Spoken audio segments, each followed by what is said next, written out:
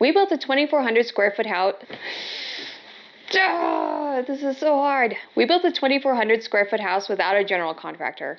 Today, we're going to go over how much it cost us. I'm going to give you a little bit of background so that you understand our costs fully. When I say the cost to build our house, I mean from the very beginning up until getting our CO into getting a place where it's livable. We still have a few projects that we're not done with, and we need landscaping, and like our bar top's not finished. And we'll include those costs in those videos when we make them.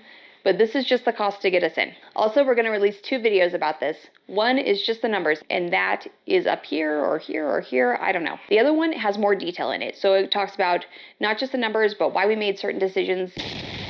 Also, something important to know is that when we were making decisions, we prioritized having an energy efficient home that was built quickly, and so we spent more on things like our foundation and our insulation, and we compromised on things like our cabinets and our countertops. So the way my husband puts it is that the envelope of the house is very fancy, but the guts are not. If you watch our past videos, you'll notice that some of the numbers are a little different.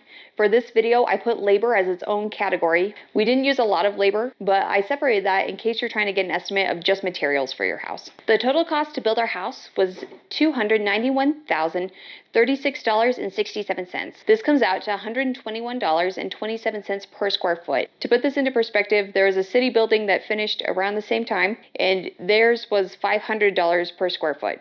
And that was for a commercial, is for a school, and ours was for a residential, so I don't know how much of that is like apples and oranges. And I've heard from other builders in the area that they've been building customer homes for about $300 to $500 per square foot, and that's anecdotal, and I haven't seen their numbers, but this is something we can compare. Our first cost that we're going to go through is labor. We use pretty minimal labor, but in order to finish faster, we hired a few of our friends to come in to help us with projects that either we didn't know as much about as they did, or we just needed extra hands to get the job done. The total cost for just general labor was $29,053. Permits and inspections, we spent $9,410. This included inspections for our building permit and our electrical and our plumbing, as well as our builder's risk insurance. Our earthwork was $5,460.88. This includes a lot of rental equipment that we had to use to get everything shifted around. We did have a friend who helped us with our earthwork, and I put his cost into our labor cost. Our septic was $14,800. This included cost for both installation and for the tank. The vendor just charged us one price, so I don't know how to split this up into materials and labor. Our foundation was $18,335.54. We have a concrete foundation with ICF block, and the video for that is here. Our ICF walls were $35,112.78. Included in this is $11,000 for our stucco. This includes installation and materials. We used Amvic block, and our house is just 40 feet by 60 feet, so it's a perfect rectangle, and that saved us some cost, so we didn't have to worry about corners. Our house is a slab on grade, and we have finished concrete for our flooring, and that cost us $24,638.63.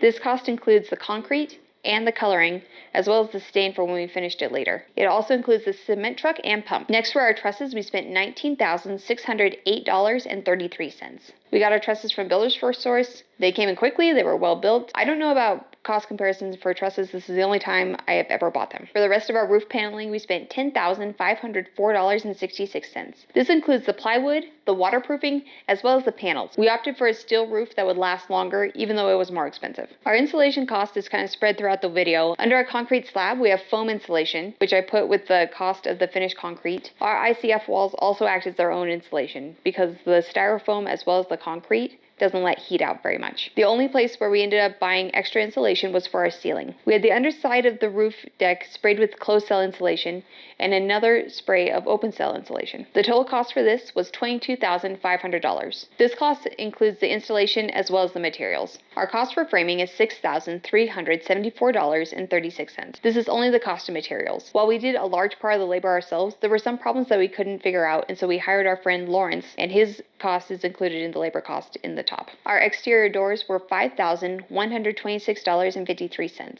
A couple things about the doors: we got a really great deal on the French door. At Builders First Source, they had an order in the back that someone had just decided that they didn't want, so they gave it to us for a deal. And for the front door, we had a few design changes, but we ended up being very happy with what we chose. Our cost for windows was $3,794.28. Windows is a place where we skimped on quality, where if we had higher quality windows, we would have even better insulation in our house. The windows we have are just fine. They work great, but they aren't quite as insulated as other windows might be.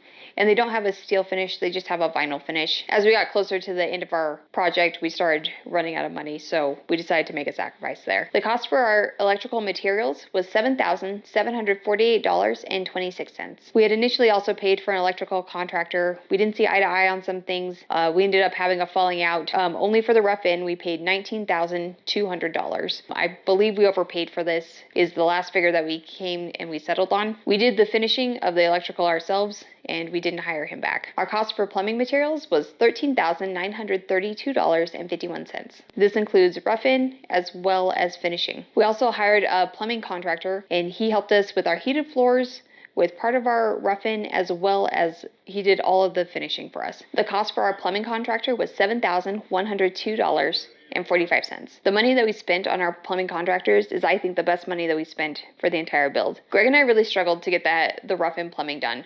These plumbing contractors went and took what took us several weeks. They just finished it out in a day, and they also did all the finishing, and they did our heated floors in absolutely no time. The cost for our drywall was $7,757.96. This is also a big area that we put into the labor cost. We could have finished this ourselves, but it would not have looked very good. Also, it would have taken us a very, very long time. We were really grateful to have some friends that we were able to call in, and they just helped us finish it in no time, and it looks fantastic. Our cost for paint was $1,326.42. This cost includes paint, brushes, and protective coverings for everything. Greg and I took over the labor on this one. We were really lucky that we had a friend that let us borrow his sprayer for free. Our ERV cost us $2,220.88. This includes the unit as well as the ductwork throughout the house, since we don't have an HVAC system. We have two systems to heat our house. One of them is heated floor. That cost us $1,992.80.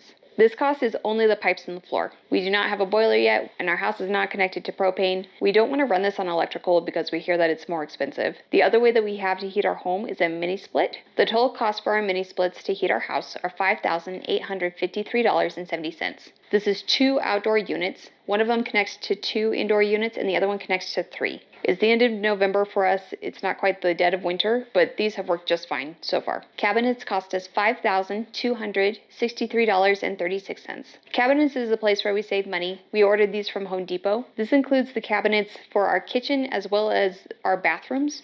And we also have 2 extra cabinets that we're just using as nightstands right now. Our countertops are $1,011.35. This is also a place where we save money. We don't have granite countertops. We just have laminates from Home Depot. The way I picked our countertops was that Home Depot carried 2 selections that were 10 feet long, which was the length that we needed for our longest stretch of counter. And we just picked one of those. Even though it sounds like we didn't have a lot of choices and we picked this really cheap thing, I really like our countertops. Our interior doors were $1,992.72.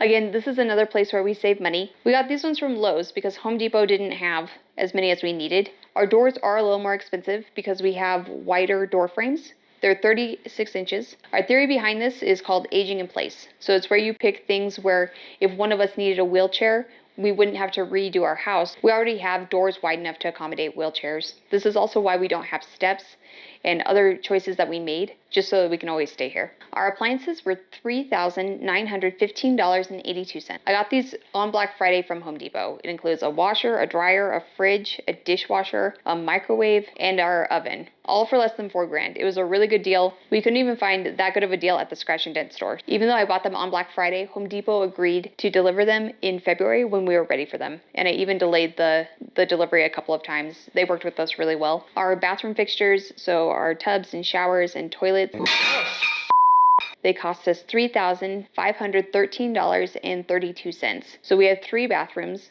Greg is very good at tile work, and he could have made us something very beautiful, but it would have taken more money and it would have taken more time. We opted for cheap tub inserts and really cheap toilets, and they all look really nice. They've all been functioning really great. Our trim was $1,078.35. Here's an example right behind us. It's just wood. We painted it white. We also have trim and caulk on our floor. Again, it's just white.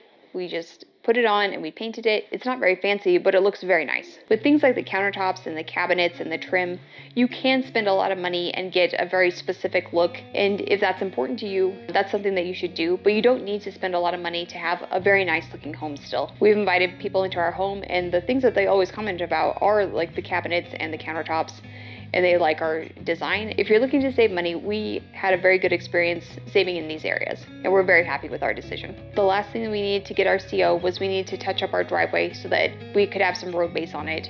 That cost us $2,387.80. Our driveway is just a dirt driveway with gravel on it. It's going to be someplace that we invest in the future, but just to get our CO, this was the minimum cost that it took us. Construction is really expensive these days, and overall it did cost us quite a bit of money to build a whole brand new house, but compared to other houses on the market, we were able to save a lot of cost. If you're looking to build a house similar to ours and you want to do all of the labor only by yourself, you could save even more money. The money that we spent on our plumbers and our electricians and just our general labor was about $55,000, and you could cut costs there. You could also cut costs if you installed the septic yourself, as well as the ceiling insulation, if you know about those things. If you don't know about those things, we already tried this with the plumbing, and we realized that it actually ended up costing us more because we had our construction loan out and that interest accrues every day, and it also prevented us from moving into our home faster. For us, the labor was worth the cost just to be able to move in and to know that someone with expertise was able to do that. If this is something that you know about though, and you've got more time, then this is a place where you could consider cutting. Thanks for joining us on our channel today. We hope that your project's going well. Happy building!